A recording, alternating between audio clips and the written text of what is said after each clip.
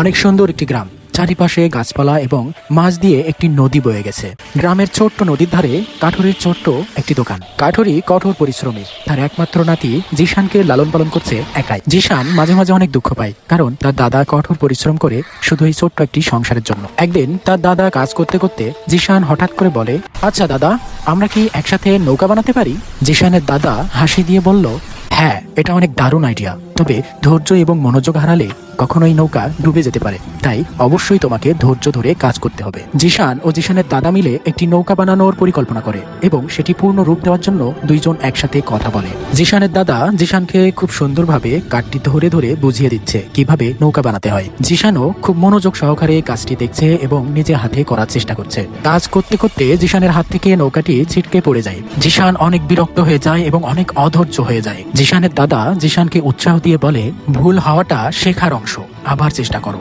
আবারও জিশান চেষ্টা করে এবং নৌকার মূল কাঠগুলো বানিয়ে ফেলে। জিশান ও তার দাদা একটা সময় সম্পূর্ণ কাজ শেষ করে এবং জিশান অনেক আনন্দ পায়। অবশেষে তারা নৌকাটি নদীতে নিয়ে যায় এবং জিশান খুশিতে লাফাতে থাকে। শেষে তারা নৌকাটি নদীতে ভাসিয়ে দেয়। নৌকাটি স্থিরভাবে ভেসে চলেছে। জিশানের চোখে আনন্দের ঝলক, তার মুখে হাসি। তখন তার দাদা বলে, দেখো, ধৈর্য এবং অধ্যবসায়ে সব সম্ভব। ভুল শেখারই অংশ, আর ধৈর্য জীবনের নৌকা।